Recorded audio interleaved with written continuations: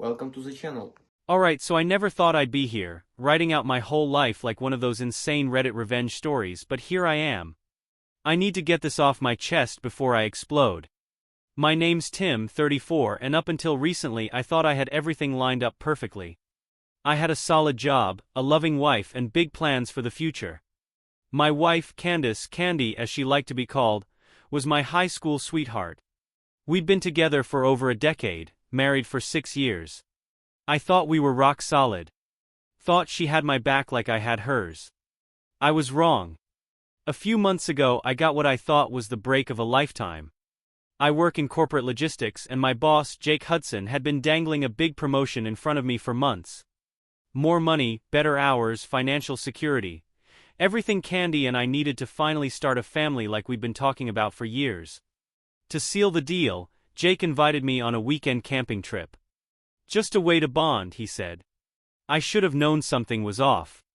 The trip was weird. It was just me, Jake, his son Mike, and a couple of guys from work. The whole thing had this unspoken tension, but I chalked it up to work politics. I didn't think much of it at the time. I was too focused on making a good impression. But when I got back, something had shifted. Candy was different. At first, it was small things. She was glued to her phone more than usual, laughing at texts and turning the screen away when I walked by. She'd get irritated over nothing, snapping at me for asking normal questions. The worst part? She stopped touching me. I mean, we still kissed goodbye in the mornings, still had dinner together, but it was robotic. Like she was just going through the motions. Then, the excuses started. I'm covering a shift for a friend. Book club ran late. Helping Mandy with wedding plans. Mandy, her best friend, wasn't even engaged. I tried to ignore it. I told myself I was being paranoid, that I was just stressed from work. But one night, as I was tossing our laundry into the hamper, I noticed something that made my stomach drop. A pair of her underwear, shoved into the back of the closet, stiff with dried stains. I froze. My brain started racing. I tried to come up with innocent explanations, but deep down I knew. This wasn't normal. This wasn't right. I didn't say anything that night. I needed to be sure. So I did something I never thought I'd do. I started digging. I couldn't just sit on this. I had to know. The first thing I did was check our phone records. I wasn't tech-savvy enough to hack into her phone or anything, but I knew I could at least see the numbers she'd been texting and calling the most. And guess what? A new number had suddenly shot to the top of the list. The number wasn't saved in her contacts, but she was messaging it constantly. Late at night, early in the morning, even during work hours. I confronted her. I tried to play it cool, casually asking, "Hey, who've you been texting so much lately?" Candy barely looked up from her phone. Just Mandy. Mandy. The same Mandy who still wasn't engaged. That's when I knew she was lying. If she had nothing to hide, she wouldn't have answered so fast. She would have at least hesitated, maybe asked why I was asking. Instead, she brushed me off like I was an idiot. So, I decided to push further. One night, after she fell asleep, I took her phone off the nightstand and went into the bathroom. My hands were shaking as I typed in her passcode. I knew I shouldn't be doing this, but I had to. Wrong password. My heart sank. Candy had never changed her passcode before. She was hiding something. The next day I made up my mind, I needed professional help. That's when I found Marvin Johnson, a private investigator. The guy came highly recommended, and when I explained the situation he didn't even blink. He just nodded and said, "She's cheating. The question is with who?" I hated hearing it, but I already knew. Marvin suggested tracking her phone and placing a small recording device in her car. It felt extreme, but at this point I was past caring. I needed the truth, no matter how bad it hurt. Then came the kicker. Marvin called me 2 days later with a tip. "Your wife is going to a party at Jake Hudson's house this Friday. You might want to check that out." Jake. My boss. Something inside me snapped. I couldn't believe what I was hearing, but at the same time it made perfect sense. The way she changed after that camping trip. The sudden distance. The lying. My wife wasn't just cheating. She was cheating with Jake Hudson. And she wasn't going to some innocent gathering. I had a feeling this party was about to show me just how deep this betrayal went. Friday night came, and my heart was pounding like a war drum. I wasn't invited to this party, obviously, but Marvin had already done the hard work. He had someone on the inside, a buddy who worked security for Jake. I parked a few houses down from Jake's massive place and waited. Marvin was feeding me updates through text. 10:32 p.m. Your wife just got here. Wearing a red dress. Looking real comfortable. Red dress. The same one she wore on our anniversary last year. 10:45 p.m. Talking to Jake. Laughing. He's got his hand on her waist. My hands clenched the steering wheel. I was shaking, my vision tunneling. I wanted to storm in there, but Marvin told me to wait. You need proof, he reminded me. So I waited. 11:21 p.m. She just went upstairs with Jake. Not alone. Not alone. 11:23 p.m. Mike's with them. Mike. Jake's son. My stomach flipped. No. No way. 11:40 p.m. I got what you need. Sending it now. A minute later, my phone vibrated with a new message. I opened it with shaky hands. And there it was. Pictures. Videos. Candy in Jake's bedroom. With both of them. I felt like I was outside my own body, watching my life collapse. My wife wasn't just cheating, she was involved with my boss and his son. And God knows who else. I could have gone in there.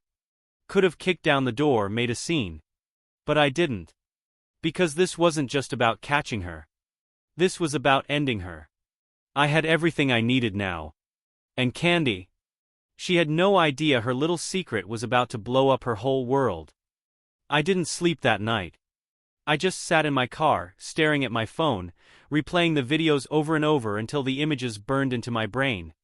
I wanted to feel numb, but I couldn't. Every time I blinked, I saw Candy with them. My wife. The woman I trusted more than anyone. At around 3 a.m., she finally came home. I heard the front door open and close softly, like she was trying not to wake me. I stayed in bed, pretending to be asleep. She crawled in next to me, her skin cold from the night air. I felt her hesitate before she placed a hand on my chest. The same hands that had been all over Jake and his son just hours ago. I had to fight every instinct in my body not to shove her off me. Instead, I stayed still. Let her think she got away with it. Candy sighed softly as if relieved and turned over. Within minutes, she was asleep. Like nothing had happened. Like she hadn't just shattered our entire life. That was the moment I realized what kind of person she really was. No guilt. No hesitation. She was a liar down to her bones. But if she thought she was getting away with this, she was dead wrong. Because I wasn't just going to leave her. I was going to make her regret ever thinking she could play me. By morning, I had a plan. Candy woke up like nothing was wrong, stretching and yawning before giving me a lazy smile. "Morning, babe," she murmured, her voice soft and sweet, like she hadn't been on her knees for my boss and his son the night before. I forced a smile. "Morning." I had to act normal. If she even suspected I knew, she'd start covering her tracks. And I wasn't done gathering ammo. So I played my part. I kissed her forehead. I made her coffee. I even asked about her night out. "Oh, it was fine," she said, brushing her hair behind her ear. "Just a bunch of boring work talk. You would have hated it." I bet. She didn't know I had eyes everywhere now. Marvin was tracking her texts, her calls, her locations. By the end of the week, I was drowning in evidence, videos, messages, phone logs. It wasn't just Jake and Mike. There were others. Co-workers. Clients. Even a bartender from some place downtown. My wife wasn't just cheating. She was practically running a damn community event. And the worst part? She still came home every night, kissed me like nothing was wrong, and acted like we were the perfect couple. That's when I knew I wasn't just going to leave her. I was going to make sure she lost everything. I had everything I needed: Texts, calls, pictures, videos. More than enough to bury her. But I wasn't just gonna walk away and hand her divorce papers. No, I wanted her to feel it. So I set the trap. I started acting even better as a husband. Flowers. Surprise takeout from her favorite restaurant. Little gifts. I even suggested a weekend getaway, something I knew she'd been asking for. She ate it up. "You've been so sweet lately," she giggled one night, wrapping her arms around me. "I was starting to think you were up to something." Oh, I was up to something, alright. Meanwhile, I started making moves behind the scenes. Bank accounts. Already opened a new one under my name only. Important documents. Locked away at a friend's house. Our shared savings. Transferred out before she could drain them. Evidence. Copied and backed up in multiple places. Then I met with Ruby Hawkins, the divorce lawyer Marvin recommended. She went through everything I had and whistled. "Your wife is about to have a very bad month." That's exactly what I wanted. But I wasn't done yet. See, Candy didn't just cheat on me, she did it with my boss. That meant I had leverage. If I played this right, Jake Hudson was going down with her. So, I started laying breadcrumbs. Quietly dropping hints at work. Letting little things slip about office romances and HR violations. Watching as nervous glances started passing between co-workers. The best part. Jake had no idea I was the one planting the seeds. And Candy. She was so wrapped up in whatever trashy affair she had going on that she didn't notice a thing. She had no idea that the walls were closing in. That everything she built, her job, her reputation, her comfort, was about to come crashing down. And I'd be the one lighting the match. The first domino fell on a Thursday. At work, whispers had started making their rounds.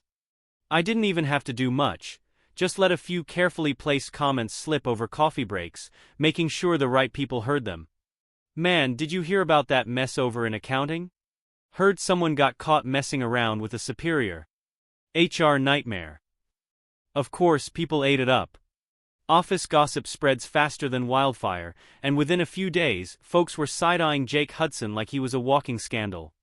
By Friday, I heard HR was looking into complaints about inappropriate workplace behavior. I kept my mouth shut and watched the storm build. Meanwhile, Candy was still oblivious. That weekend, she actually suggested a date night. Acted like she was this devoted, loving wife. "We haven't had much time together lately," she said, giving me those big, innocent eyes. "I miss us." I almost laughed in her face. But I played along. I smiled, agreed, and took her to the fancy Italian place she loved. Over dinner, she talked about our future, kids, vacations, maybe even moving into a bigger house now that my promotion was so close. I stirred my drink, nodding along, knowing full well that within days, she'd have no future with me at all. Because on Monday the next phase of my plan was kicking in. And this time she'd definitely feel it. Monday morning, everything started unraveling. Jake Hudson walked into the office like he always did, cocky, confident, thinking he was untouchable. But by noon that changed. HR called him in for a private discussion. I didn't need to be in that room to know it wasn't going well. Word spread fast, and soon enough people were whispering in the break room. "Did you hear? Someone reported Jake for inappropriate relationships. I always thought he was too friendly with certain employees. Bet his wife is gonna love this one." I kept my head down, pretending to be focused on work while my phone buzzed in my pocket. "Marvin, Jake's sweating. He's making calls. Bet he's trying to figure out who snitched. Me, let him panic." And he did. By the afternoon, Jake was storming around, trying to act like nothing was wrong. But his face was flushed, his movements sharper. He was losing control and he knew it. Meanwhile at home, Candy had no clue the fire was getting closer. That night she came home all smiles, kissing my cheek like the perfect wife. "Long day?" she asked. "Yeah," I said, forcing a sigh. "Just a lot going on at work."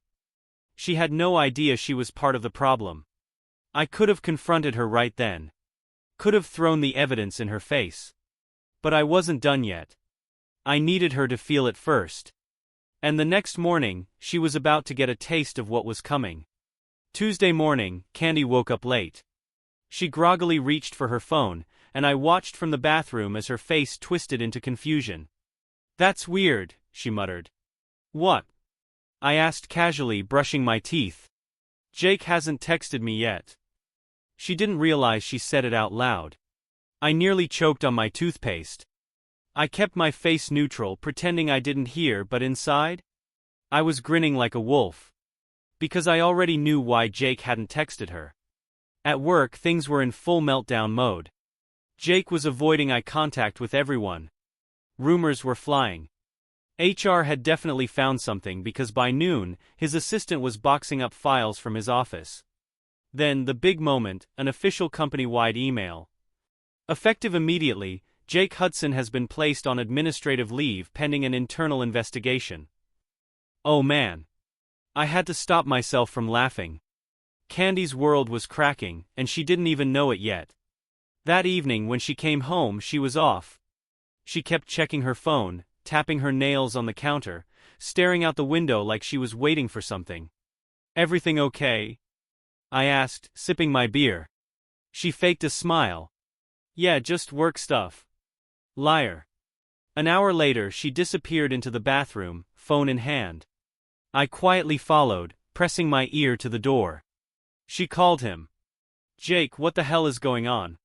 Why aren't you answering my texts?" Muffled words on the other end. I couldn't make out his response, but Candy's voice got sharper. "Are you serious? Someone reported you?" "Who?" She was spiraling. I bit my lip to keep from laughing. This was what I wanted, to watch her panic, to watch her feel even a fraction of the betrayal she put me through. By the time she came out, her face was pale. She barely looked at me. That night, she didn't cuddle up next to me like usual. She just laid there, staring at the ceiling. She was scared. Good. Because tomorrow, I was going to make it so much worse. Wednesday started like any other day, except for the fact that my wife was walking around like a ghost.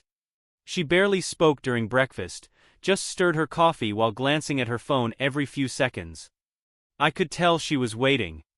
Waiting for Jake to tell her everything was fine. Waiting for him to reassure her that this was just a misunderstanding. But there was no text. No call. And I knew exactly why. Because last night while she was busy spiraling in the bathroom, I had sent an anonymous tip to Jake's wife. Oh yeah. I found her on Facebook weeks ago, and let me tell you, Marie Hudson wasn't some clueless trophy wife. She was smart. Ruthless. The kind of woman who didn't tolerate nonsense.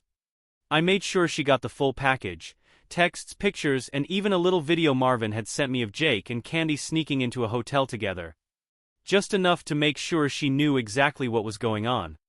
And this morning, she'd finally seen it. I knew because at exactly 7:42 a.m., Jake's car screeched into the office parking lot.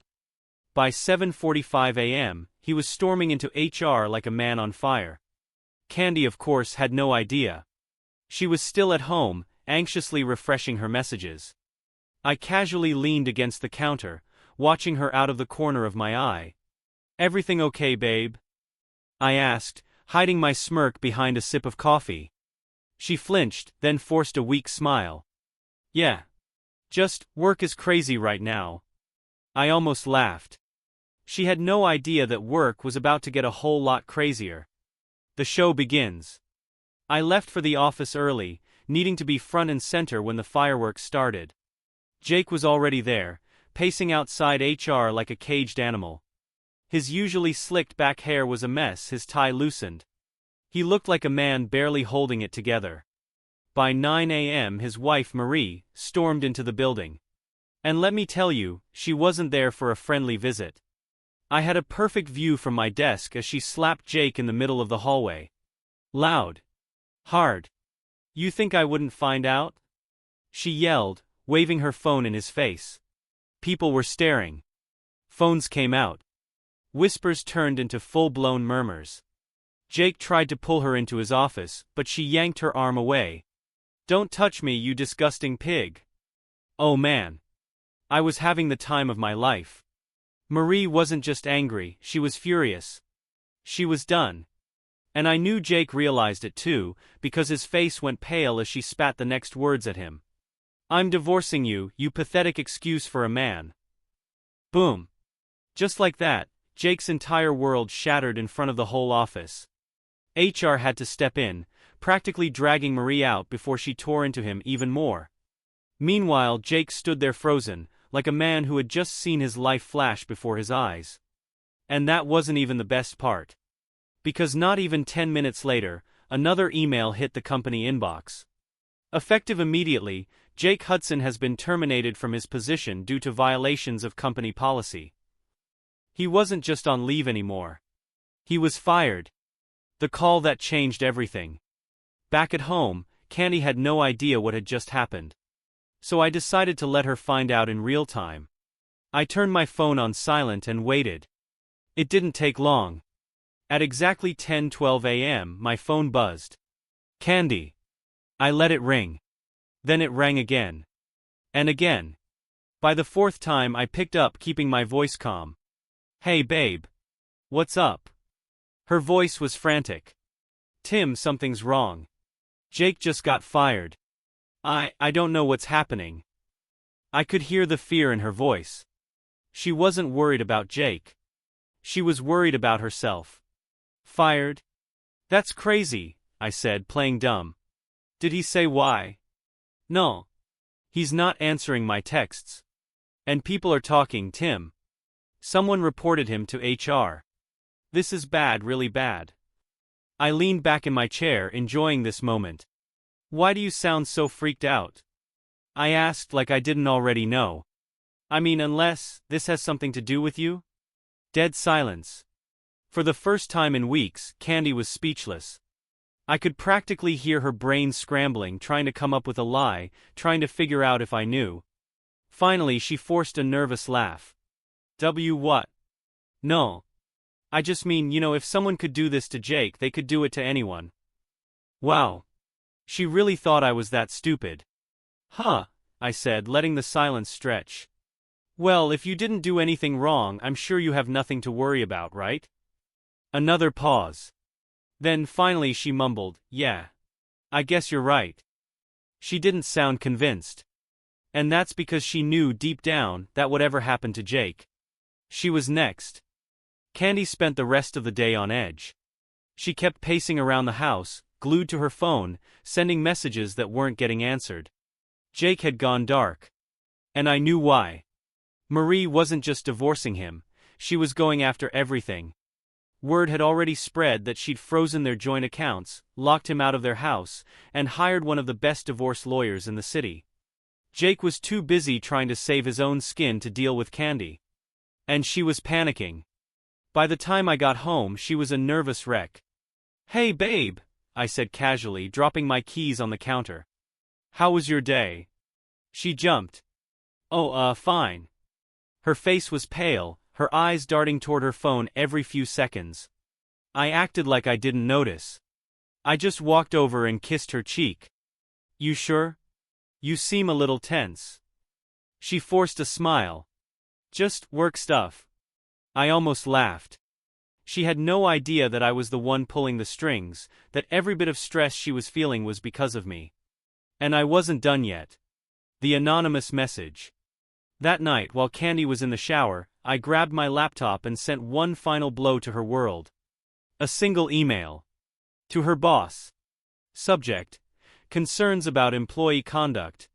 Message: I thought you should be aware that one of your employees, Candace Burns, has been engaging in inappropriate relationships with multiple clients and co-workers, including your former manager, Jake Hudson. I have evidence if needed. I hit send. Then I leaned back and waited.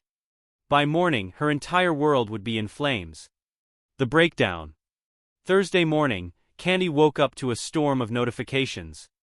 I watched from the kitchen as she grabbed her phone and froze. Her hands started shaking. Her breathing went shallow. "No, no, no," she muttered, scrolling through her screen.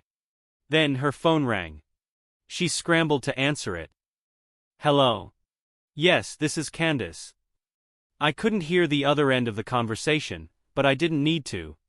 Her face said it all. First, confusion. Then panic. Then sheer, gut-wrenching terror. What?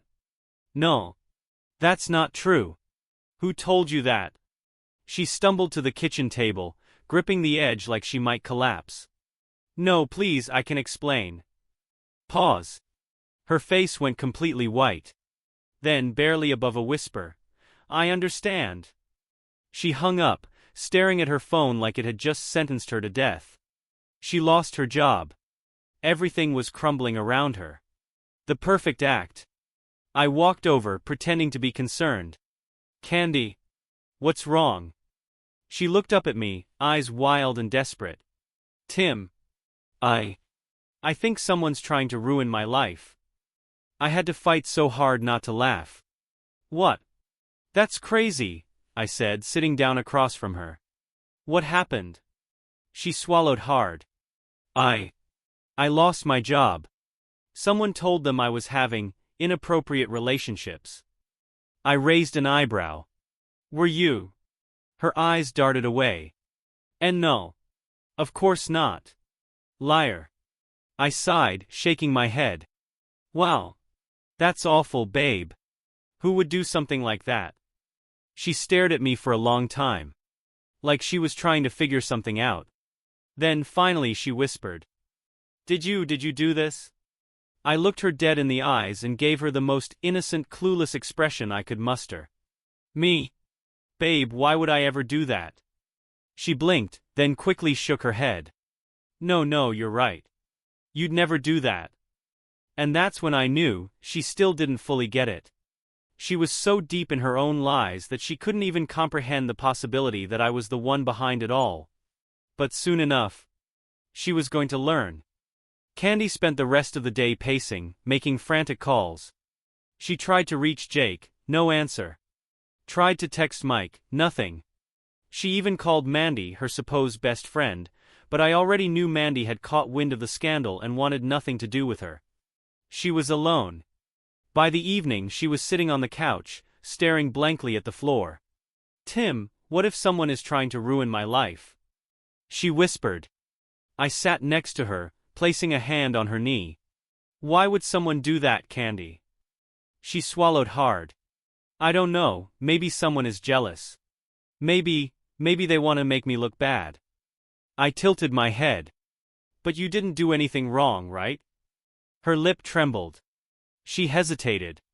And that was my favorite moment so far. Because for the first time she knew. She knew she wasn't the victim. She knew that whatever was happening to her, she deserved it. By Friday, Candy was unraveling. She hadn't slept. She hadn't eaten. She just sat there, clutching her phone like it held the last threads of her sanity. She tried calling Jake one last time. Straight to voicemail. Then she did something desperate. She turned to me. Tim, please, you have to believe me, she whispered, gripping my hand. I don't know why this is happening, but I swear to you I love you. You're the only one who's ever mattered. I stared at her, pretending to be conflicted. But Candy, I don't understand. Why are people saying these things about you? Her breath hitched. She knew she couldn't explain it. She knew the evidence was out there. And yet she still tried. I don't know. Someone is lying. They're trying to ruin my reputation, our marriage. I almost admired her commitment to the act. But I was done playing along. I leaned in, my voice low and cold. Then maybe you should check your messages, Candy. Her eyes flickered with confusion, until her phone buzzed. A new message. From me. I watched as she opened it. And there it was, everything. Screenshots, videos, proof of every disgusting betrayal. Candy's hands started shaking. She let out a choked gasp, her face draining of color. I stood up, grabbing my coat. Pack your bags, I said, walking to the door. You're not my wife anymore. And with that I left her there, drowning in the mess she made. I didn't go far. I just sat in my car waiting. I knew what was coming next. 15 minutes later my phone rang. Candy. I let it ring. Then it rang again. And again. By the fourth call she left a voicemail. Her voice was broken, desperate. Tim, please, please don't do this. I messed up. I know I did. But I love you. I need you. Just talk to me. We can fix this. Fix this? There was nothing left to fix. I sent her one final message.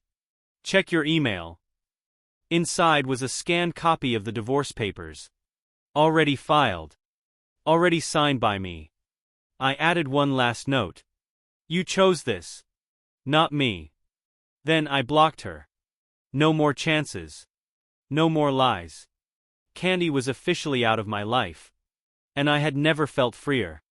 It's been a few weeks since I walked out that door. Candy tried everything, calling from different numbers, showing up at my friend's place, even leaving letters in my mailbox. Each one was the same: I made a mistake. I love you. Please, let's talk. I didn't respond. She lost everything.